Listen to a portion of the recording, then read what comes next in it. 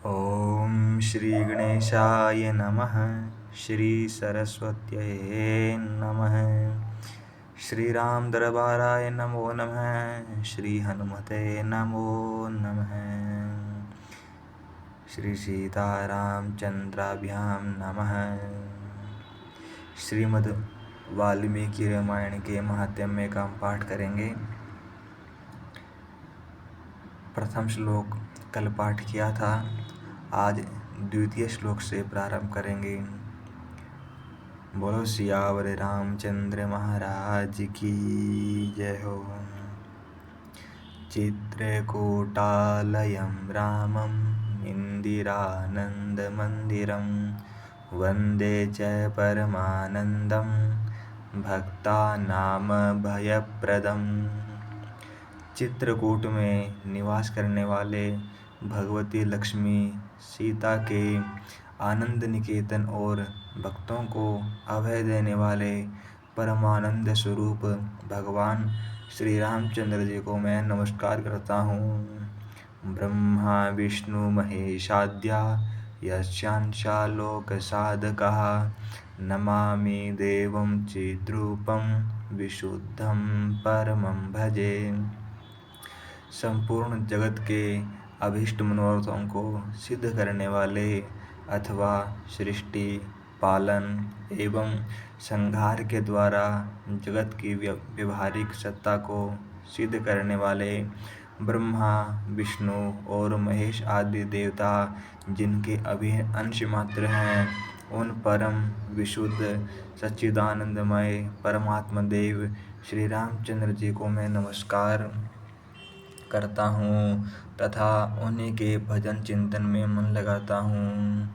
ऋषय ऊचुः, ऋषियों ने कहा, भगवन् सर्वमाख्यातं यत् पृष्टं विदुषा त्वया संसार पाशबद्धानां दुखानि सुबहूनि च। ऋषियों ने कहा, भगवान आप विद्वान हैं, ज्ञानी हैं। हमने जो कुछ पूछा था वह सब आपने हमें भली भांति बताया है। संसार बंधन में बंधे हुए जीवों के दुख बहुत हैं। एतत् संसार पाशस्य छेदकः कथमः स्मृतः कलो वेदोक्त मार्गश्च नश्यन्ति तुयोदितः। इस संसार बंधन का उच्छेद करने वाला कौन है? आपने कहा है कि कलयुग में वेदोक्त मार्ग नष्ट हो जाएंगे। अधर्म निरतानां च यातनाश्च प्रकीर्तितः घोरे कलियुगे प्राप्ते वेद मार्ग बहिष्कृते।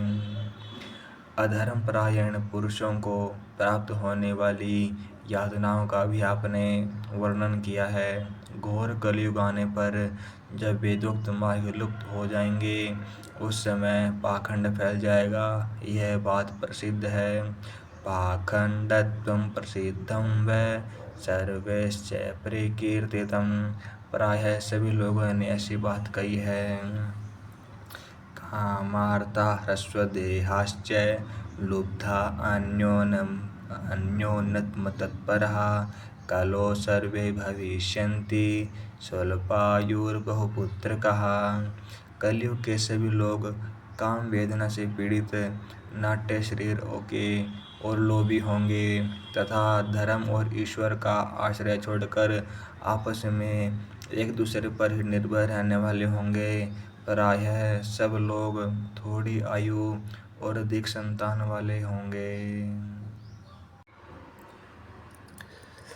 स्त्रियः स्वपोषणपरा वैश्याचरणतत्परः पतिवाक्यमनादृत्य सदान्यगृहतत्परः दुःशीलेषु करिष्यन्ति पुरुषेषु सदा स्पृहाम्।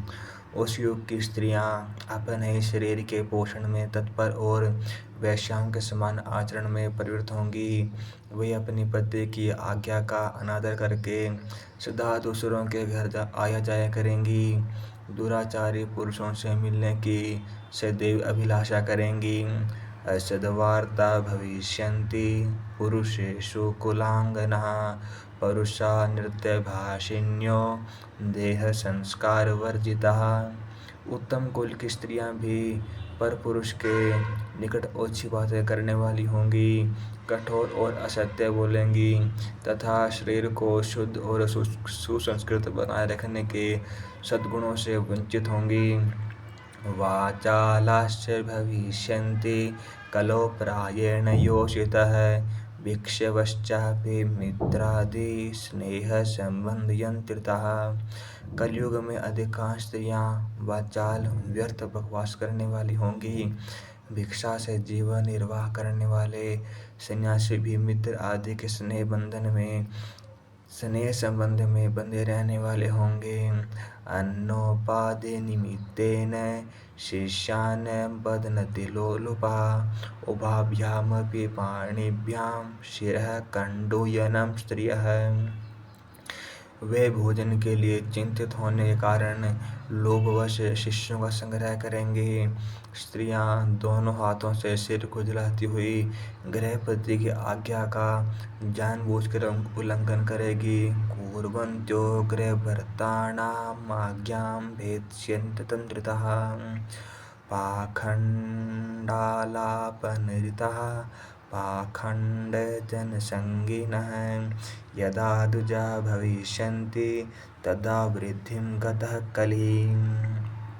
जब ब्राह्मण पाखंडी लोगों के साथ रहकर पाखंडपूर्ण बातें करने लगेंगे तब जानना चाहिए कि कलयुग खूब बढ़ गया है। घोरे कलियुगे ब्रह्मन् जनानां पापकर्मिणां मनःशुद्धि विहीनानां निष्कृतिश्च कथं भवेत्। ब्राह्मण, इस प्रकार घोर कलयुग आने पर सदा पापरायण रहने के कारण जिनका अंतःकरण शुद्ध नहीं हो सकेगा उन लोगों की मुक्ति कैसे होगी। यथा तुष्यति देवेशो देवदेवो जगद्गुरुः ततो वदस्व सर्वज्ञ सूत धर्मभृतांबर। धर्मात्मा में श्रेष्ठ सर्वज्ञ सूत जी देवादिदेव देवेश्वर जगतगुरु भगवान श्री रामचंद्र जी जिस प्रकार संतुष्ट हो वह उपाय हमें बताइए। वदसूत मुनिश्रेष्ठ सर्वमेतदशेषतः कस्य नो जायते तुष्टिः सूतः त्वद्वचनामृतात्। मुनिश्रेष्ठ सूत जी, इन सारी बातों पर आप पूर्ण रूपेण प्रकाश डालिए। आपके वचनामृत का पान करने से किसको संतोष नहीं होता है। बोलो सियावर रामचंद्र महाराज की।